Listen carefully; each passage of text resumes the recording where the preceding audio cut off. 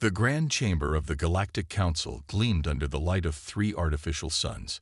Admiral James Stone stood at the human delegation's podium, his weathered hands gripping the smooth metal edge. 20 years of military service hadn't prepared him for this moment. Above him, hundreds of alien representatives sat in rising tiers, their faces hidden in shadows. The coalition's main members occupied the highest seats, a position they'd held for over 10,000 years. Stone had always thought the chamber's design was meant to make lesser species feel small. Today, it was working. "The coalition has reached its decision," announced the head speaker, its voice booming through the chamber. "We are withdrawing all military support from Earth and the Sol system." Stone's grip tightened. The words hit him like physical blows, but he kept his face neutral. A skill learned from years of poker games in the officers' mess came in handy now. "Earth is 3 months away from swarm contact," Stone said, his voice steady despite the anger burning in his chest. "Our defensive plans were built around coalition support. Millions of lives depend on—" "The decision is final," interrupted another council member. "The swarm's advance cannot be stopped. Earth is a lost cause." Stone looked up at the gathered aliens. These were the same beings who had welcomed humanity to the galactic community 15 years ago. The same ones who had praised human adaptability and courage. Now they were leaving Earth to die. "Then let the record show," Stone said, each word sharp as a blade, "that humanity will remember this day. We will remember who stood with us and who ran." A murmur rippled through the chamber. Some representatives shifted uncomfortably in their seats. "Good," Stone thought. "Let them feel shame." "Your species is young," said the head speaker, its tone almost gentle. "You don't understand the swarm. No civilization has ever survived direct contact. The coalition must preserve its resources for—" "For what?" Stone's voice echoed through the chamber. "For hiding. For running. The swarm won't stop at Earth. You're just buying time." "Admiral Stone," a different voice called out, "the coalition has fought the swarm for centuries. We've lost hundreds of worlds. Your planet's population barely reaches 10 billion. The mathematics of survival—" "To hell with your mathematics," Stone snapped. Gasps echoed through the chamber. Such outbursts were considered uncivilized in council meetings. Stone no longer cared. "You've never seen humanity fight when its back is against the wall. We don't need your mathematics. We need allies who won't abandon their promises." The head speaker raised its appendage, calling for order. "This meeting is concluded. Coalition forces will begin withdrawal immediately. May your species find peace in its final days." Stone straightened his uniform and took a deep breath. His next words would be remembered, either as humanity's epitaph or the beginning of something new.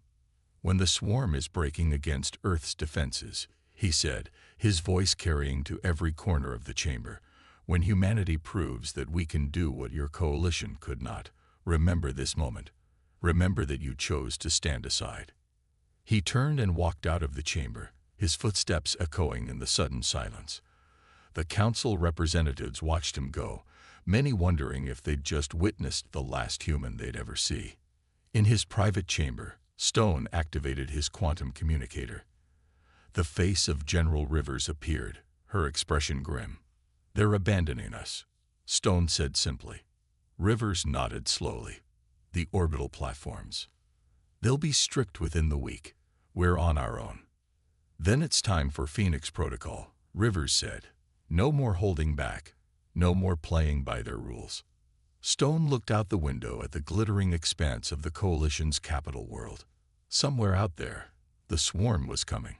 But humanity wasn't going to wait quietly for death. "Send the word to Earth," Stone ordered. "Full mobilization. If the coalition won't help us fight the swarm, we'll show them how humanity wages war."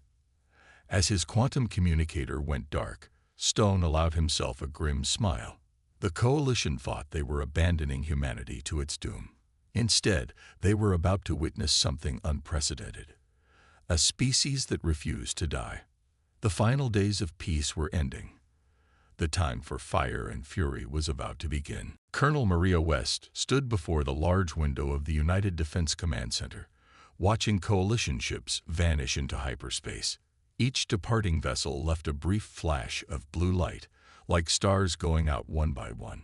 The orbital defense platforms, once humming with alien technology, now floated dead and silent above Earth. "That's the last of them," reported Lieutenant Adams from his monitoring station. "They didn't even leave us the maintenance manuals." Maria turned away from the window. The command center buzzed with activity as officers and analysts worked at their stations. Screens displayed real-time data from across the solar system. The mood was tense but focused. "Show me the current defense map," she ordered. A hologram appeared in the center of the room. Earth hung in the middle, surrounded by layers of defensive positions.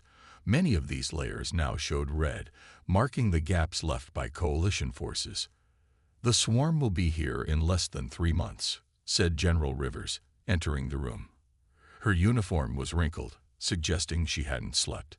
"Admiral Stone's message just arrived. The coalition's abandonment is official." Maria nodded grimly. "Then we do this our way now. No more restrictions, no more alien oversight." "Exactly." Rivers stepped up to the hologram and pressed several buttons.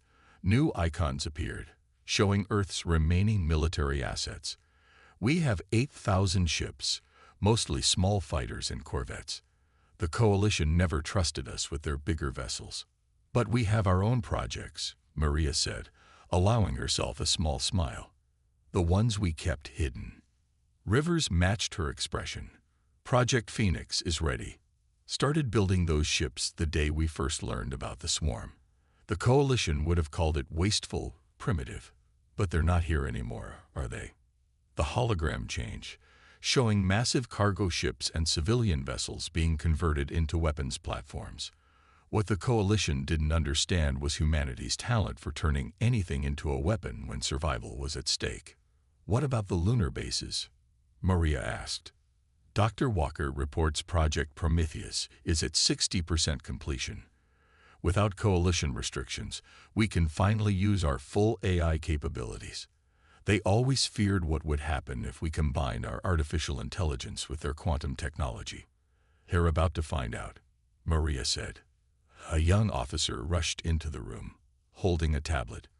"Colonel, General, you need to see this. Our deep space sensors just picked up something." The hologram shifted again, showing the edge of the solar system. A mass of red dots appeared, moving steadily toward Earth. "That's not possible," Lieutenant Adams whispered. "The swarm wasn't supposed to arrive for 3 months." "They've accelerated," Rivers said, her voice hard. "The coalition knew. That's why they left so quickly." Maria stepped closer to the hologram, studying the approaching enemy. "How long?" "At their current speed, 4 weeks." The room fell silent. 4 weeks instead of 3 months. The coalition had left them with even less time than they'd thought. "Send the alert," Maria ordered, her voice cutting through the silence. "All personnel to battle stations. Begin civilian evacuation to the underground shelters. Launch every ship we have that can fly." "What about Project Phoenix?" Rivers asked. "The ships aren't fully tested." "No choice now." Maria turned to face the room full of officers. "Listen up. The coalition thinks they've condemned us to death. They think humanity will fall like every other species that faced the swarm. But they don't know us. They don't know what humans do when backed into a corner." She pointed at the hologram, where the red mass of the swarm grew larger by the minute. "Every ship becomes a weapon. Every station becomes a fortress. Every man and woman becomes a soldier. We are humanity's last line of defense, and we will not fall." The room erupted in activity. Officers rushed to their stations, orders were transmitted, and humanity's war machine began to move. Rivers stepped closer to Maria. "The odds are impossible." "The odds have always been impossible," Maria replied, watching as the first wave of Earth's ships began to launch. "But humanity doesn't believe in impossible odds. We believe in surviving." Above them, Earth's remaining defenses came to life. Project Phoenix vessels, massive and deadly, emerged from hidden shipyards. On the Moon, Project Prometheus continued its countdown to completion. The swarm was coming early, but humanity was ready to show the galaxy what it meant to fight without restraint. The real war was about to begin. Captain Robert Thompson watched from the bridge of the destroyer Iron Will as the first wave of the swarm emerged from faster-than-light travel. Their ships looked like massive insects, black and twisted, blocking out the stars behind them. "Count is at 8,000 enemy vessels," his sensor officer called out. "They're spreading into attack formation." Robert stood from his command chair. Around him, his crew worked at their stations with grim determination. They were the outer defense fleet, humanity's first line against the coming storm. "All ships, battle positions," he ordered. His words reached the 500 human vessels spread across the defense line. "Remember your training. Remember what we're fighting for." The swarm ships moved closer, their formation perfect and emotionless. They had destroyed countless civilizations this way, overwhelming them with sheer numbers and coordinated attacks. "Enemy approaching effective weapons range," the tactical officer reported. "They're not even trying to communicate." "They never do," Robert said. He took a deep breath. "Launch Phoenix Protocol. All ships, execute Pattern Alpha." What happened next would be remembered in history as humanity's first surprise for the swarm. Hundreds of civilian cargo ships, retrofitted with minimal crews and packed with explosive materials, suddenly powered up. These massive vessels had been floating dark, appearing dead to enemy sensors. Now they surged forward, engines burning hot. The swarm, programmed to fight traditional military vessels, hesitated for a crucial moment. "Phoenix ships accelerating," the tactical officer announced. "Impact in 30 seconds." The swarm recovered quickly, turning their weapons on the approaching cargo ships. But these weren't the easy targets they appeared to be. Each Phoenix ship carried just enough crew to perform evasive maneuvers, and these crews had volunteered for what they knew was a one-way mission. For Earth, came the cry across the communication channels as the first Phoenix ship slammed into a swarm vessel. The explosion lit up space like a new sun. More collisions followed. Each Phoenix ship carried enough explosive power to destroy multiple swarm vessels. The enemy formation, so perfect moments before, began to break apart. "Main fleet, advance," Robert ordered. "Target their disrupted sections. Show them how humanity fights." The human warships surged forward, weapons blazing. They had studied the coalition's reports on swarm tactics, learned their patterns. But where the coalition fought with precision and caution, humanity fought with controlled fury. "Sir," his sensor officer shouted, "the swarm, they're adapting, changing their formation." Robert smiled grimly. "Launch second wave of Phoenix ships." Different approach vectors this time. The battle raged across space. The swarm's superior numbers began to tell, but they were paying a price they had never paid before. Their perfect formations kept breaking as they tried to adapt to humanity's suicide tactics. "We've lost 30% of our fleet," the tactical officer reported, "but enemy losses are at 45%. They've never lost this many ships in an initial engagement." Robert gripped his chair as the iron will shook from a near miss. "Keep pressing them. Don't let them regroup. Show them what happens when they threaten our home." The space around them had become a graveyard of broken ships, both human and swarm. But where each human loss was mourned, the swarm simply kept coming, emotionless and relentless. "Sir," picking up new signals, the sensor officer called out. More swarm ships dropping out of FTL. Robert watched as a second wave of enemy vessels appeared. They had expected this, but it didn't make the sight any less daunting. "Send the signal to Earth," he ordered. "Enemy reinforcements have arrived. Begin Phase 2. As his ship turned to face the new threat, Robert thought about what the coalition would say if they could see this battle. They had expected humanity to fall quickly, cleanly. Instead, The swarm was learning what it meant to face an enemy that would use every trick, every sacrifice, every desperate measure to survive.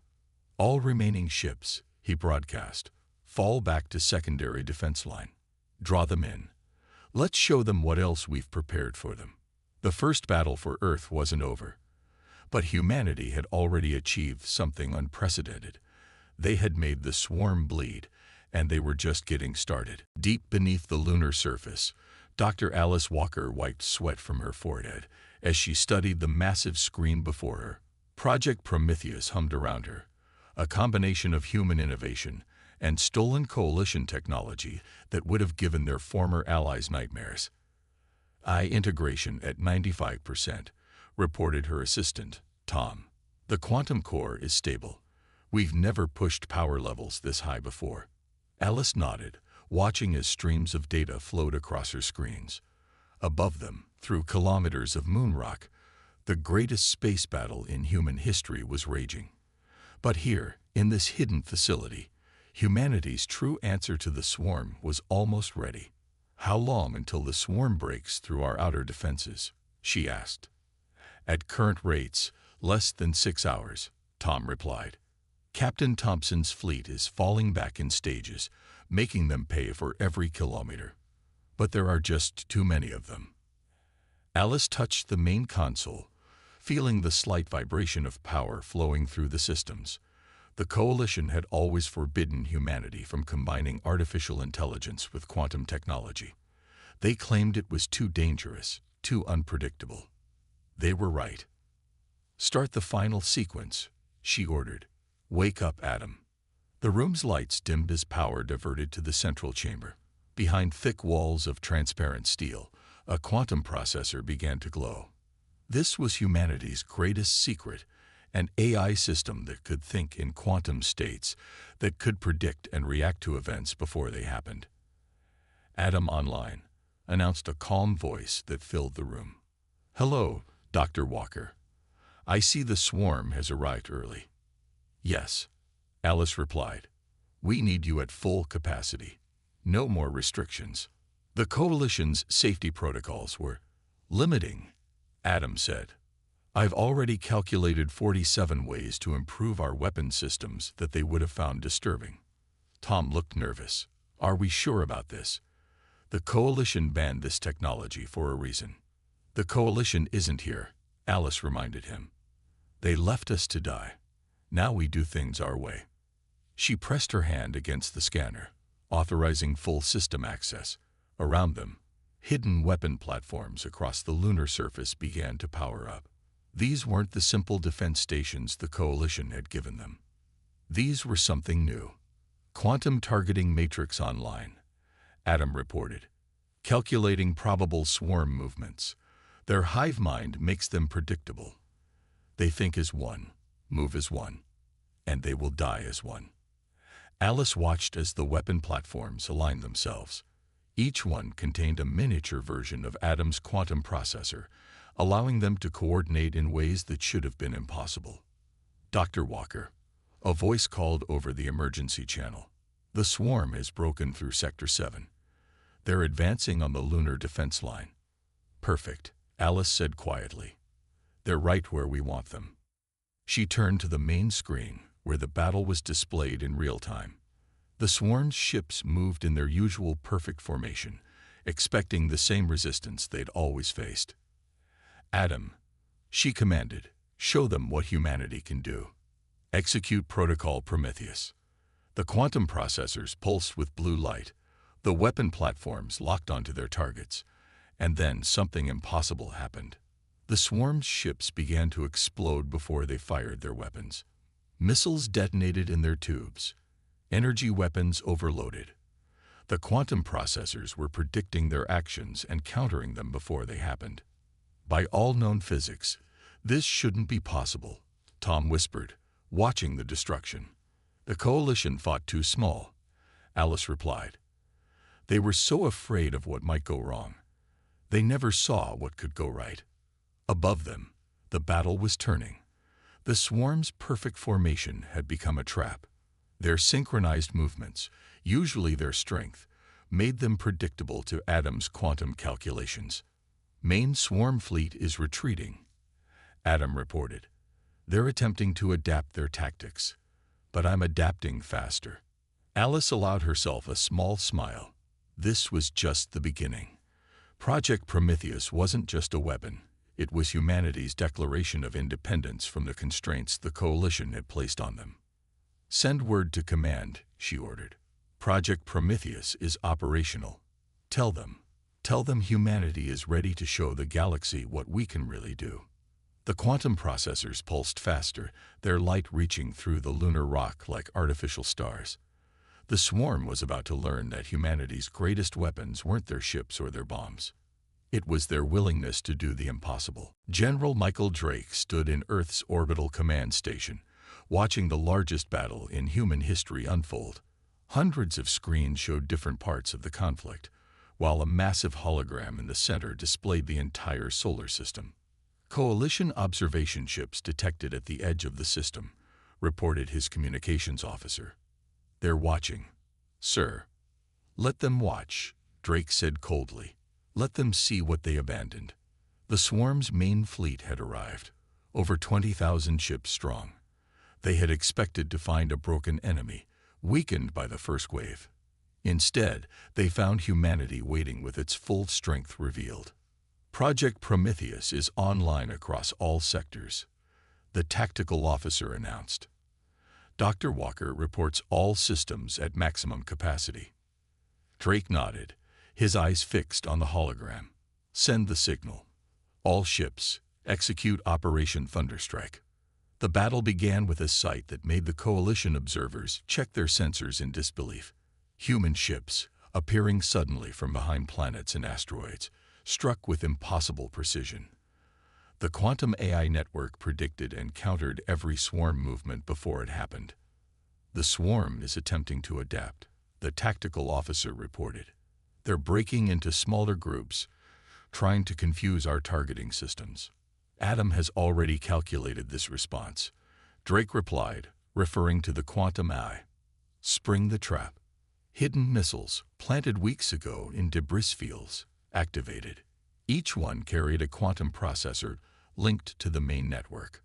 The swarm found themselves surrounded by weapons that knew their moves before they made them. Sir. The sensor officer's voice was filled with excitement. The swarm's losing formation cohesion. Their hive mind can't adapt fast enough to our quantum predictions. Drake watched as the perfect swarm formations, feared across the galaxy, fell into chaos. Their strength had always been their unity. But against an enemy that could see their moves in advance, unity became a weakness. Coalition ships are moving closer, communications reported. They're requesting permission to observe from a nearer position. Granted, Drake ordered. I want them to see this clearly. Show them what they could have had if they'd stood with us. The battle continued to unfold. Human ships, though outnumbered, struck with devastating effect. Project Prometheus didn't just predict the swarm's moves. It learned from them, adapted faster than their hive mind could process. Enemy losses at 40%, Tactical announced. 60%, 70%. The swarm tried to retreat, but humanity had prepared for this too. Jump points were mined with quantum-guided weapons. Escape routes became kill zones. Sir, communications called out. We're receiving transmissions from the Coalition ships. They're asking how this is possible. Drake smiled grimly. Tell them this is what happens when you push humanity into a corner. Tell them we did what they were too afraid to try. A hologram showed the swarm fleet's death throes. Ships collided with each other as their coordinated movement broke down completely. The hive mind, faced with an enemy it couldn't predict or understand, began to panic. Swarm flagship detected, Tactical reported. They're attempting to coordinate a final strike. Not today, Drake said. Adam, execute final phase. The quantum network pulsed. Every human weapon in the system fired at once, coordinated with impossible precision. The swarm flagship, along with its escort fleet, vanished in a flash of light that briefly outshone the sun. Enemy fleet is in full retreat. Tactical announced, voice shaking with emotion. Those that can still run are jumping out of the system. Sir, we've won. We've actually won. The command center erupted in cheers, but Drake kept his eyes on the coalition observers. They had come to witness humanity's last stand. Instead, they had seen something unprecedented. The swarm's first major defeat. Send word to all commands, he ordered. The solar system is secured. But this isn't over. The swarm will return, and when they do, we'll be ready. Humanity isn't just defending anymore. He turned to face his crew, his voice carrying over the celebration. Now we take the fight to them. Let the galaxy see what happens when you back humanity into a corner. We're no longer the prey. We're the hunters now. Commander Lisa Parker stood on the bridge of the Vengeance, Earth's newest flagship, as her fleet prepared to jump into swarm territory. 3 months had passed since humanity's victory in the Sol system. Now, they were taking the fight to the enemy. All ships report ready, her executive officer announced. Project Prometheus is integrated across the battle group. Lisa nodded, looking at the holographic display showing her fleet. 100 warships, each powered by quantum processors and linked to Adam's network. 3 months ago, this would have seemed impossible. Now, it was humanity's spear aimed at the swarm's heart. Send the final message to Earth Command, she ordered. Operation Retribution is starting. The fleet jumped, reality twisting around them as they entered swarm space. They emerged in a system the coalition had lost decades ago. The swarm had transformed it into one of their hive clusters, a staging ground for their endless expansion. Multiple enemy contacts. Sensors called out. They weren't expecting us. Their ships are still in dock. Lisa allowed herself a cold smile. Launch strike teams. Show them how humanity attacks. The battle began differently from any the swarm had faced before. Human ships didn't form the defensive lines they were used to seeing. Instead, they attacked from multiple vectors, each ship's quantum eye predicting and countering swarm responses before they happened. Enemy ships are launching. Tactical reported, but they're scattered, disorganized. Adam's predictions were right. They've never had to defend their own territory before. Deploy the new weapons, Lisa commanded. Let's show them what Dr. Walker's been working on. From the hangars of the human fleet, swarms of small drones emerged. Each carried a miniature quantum processor, allowing them to think and react faster than any living pilot. They dove into the masses of launching swarm ships, wreaking havoc. Coalition observation ships detected at the edge of the system. Communications reported. Of course they're watching, Lisa said. They want to see if our victory at Earth was a fluke. Show them it wasn't. The battle unfolded like nothing the galaxy had ever seen. Human ships fought with a combination of tactical precision and savage fury that the swarm couldn't match. Their hive mind, used to fighting defensive enemies, couldn't adapt to an opponent that seemed to know their every move. First hive cluster is exposed, Tactical announced. Defenses are down. Lisa straightened in her command chair. This was the moment they'd been waiting for. Launch the Prometheus missiles. Special weapons, developed in secret beneath the lunar surface, streaked toward the swarm's orbital structures. Each missile carried a payload designed to do more than just destroy. It was meant to disrupt the swarm's hive mind itself. The explosions were unlike anything they'd seen before. Quantum energy rippled through space, tearing apart not just the physical structures but the psychic connections that bound the swarm together. Their coordination is breaking down, sensors reported excitedly. A hive mind is fragmenting in this sector. Lisa watched as the mighty swarm, terror of the galaxy, began to crumble. Without their unity, their superior numbers meant nothing against humanity's quantum-enhanced fleet. Sir, communications called out. We're receiving transmissions from the coalition ships. They're requesting permission to send military observers to our next operation. Denied, Lisa said firmly. They had their chance to stand with us. They chose to run. Let them watch from afar as humanity does what they never could. The battle was ending. The swarm ships that could still fly were retreating in disorder, their perfect formations shattered. The hive cluster, once a symbol of their unstoppable expansion, burned. "Send word to Earth," Lisa ordered.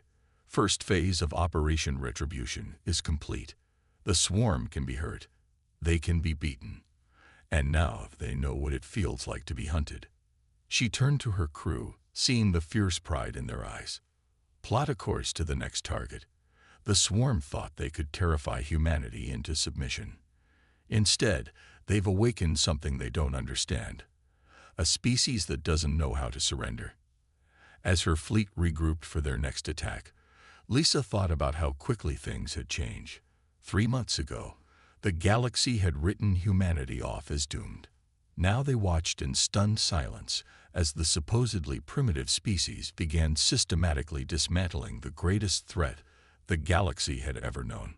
The hunt was on, and humanity was just getting started. Admiral James Stone stood exactly where he had 6 months ago, in the Galactic Council chamber. But everything else had changed. This time, he wasn't asking for help. He was declaring victory. "The swarm's main hive cluster has been located," he announced to the assembled alien representatives. "Humanity's combined fleet will attack within the hour. I'm not here to request assistance. I'm here to give you a warning." The chamber, once filled with whispers of humanity's doom, was dead silent. The coalition members sat rigid in their high seats, watching the human who had proved them all wrong. "Our ships have gathered at these coordinates," Stone continued, displaying a hologram of the target system. "The swarm's home, which you never found in centuries of fighting, was discovered by our quantum AI network in less than 2 months." The head speaker stirred uncomfortably. "Admiral Stone, surely you're not planning to end this?" Stone interrupted. "That's exactly what we're planning. The Coalition spent centuries running from the swarm. Humanity spent 6 months hunting them down." He pressed a button, and the hologram showed Earth's fleet. 500 warships, each more advanced than anything the Coalition had ever built. Project Prometheus had evolved beyond their wildest expectations, creating weapons that could predict and counter any swarm strategy. "Commander Parker's fleet has already engaged the outer defenses," Stone reported. "The swarm's attempting to coordinate a defense, but their hive mind can't adapt fast enough to our quantum predictions." The council chamber's screens lit up, showing the battle in real time. The Coalition representatives watched in stunned silence as humanity's ships tore through the swarm's defenses like they were made of paper. "Impossible," someone whispered. "The swarm's home system was supposed to be impregnable." "Impossible." Stone smiled coldly. "The Coalition told us surviving was impossible. You told us fighting back was impossible. Humanity stopped believing in impossible the day you abandoned us." The battle continued on the screens. The swarm fought desperately, but they were facing an enemy they couldn't understand or predict. Every tactic they had perfected over centuries was countered before they could execute it. "Sir," his aide reported, "Dr. Walker reports the final weapon is ready. Adam has calculated a 99% chance of success." Stone nodded and turned back to the council. "What you're about to witness is the end of the swarm. Not through running away, not through hiding, but through direct confrontation." The screen showed a massive device emerging from the human fleet. It was Project Prometheus's ultimate creation, a weapon designed to turn the swarm's hive mind against itself. "By the way," Stone added, looking directly at the Coalition leadership, "this is also humanity's formal withdrawal from the Coalition's defense treaties. We've learned we can't rely on allies who run at the first sign of trouble." The weapon activated. The pulse of quantum energy rippled through space, visible even through the council's screens. The swarm ships began to break formation, their coordinated movements dissolving into chaos. "The hive mind is collapsing," his aide reported. "The weapon worked. Their entire network is tearing itself apart." Stone watched as the mighty swarm, terror of the galaxy, began to destroy itself. Ships fired on each other, stations exploded, and the perfect unity that had made them unstoppable became their downfall. Let this be a lesson, Stone declared to the silent chamber. Humanity doesn't bow to threats. We don't surrender. And we certainly don't abandon our allies, though we've learned the hard way that others do. The battle ended as suddenly as it had begun. The swarm, the force that had terrorized the galaxy for centuries, ceased to exist.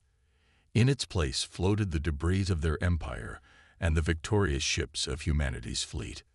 Earth sends its regards to the Coalition, Stone said, turning to leave. We'll be establishing our own alliance now, with species who understand the meaning of loyalty. Those interested in joining us are welcome to apply. He walked out of the chamber, leaving behind a council that realized too late what they had done. They had abandoned humanity, thinking to save themselves. Instead, they had freed humanity to become something new, not just survivors, but conquerors, not just defenders, but avengers. The age of the Coalition was ending. The age of humanity was just beginning.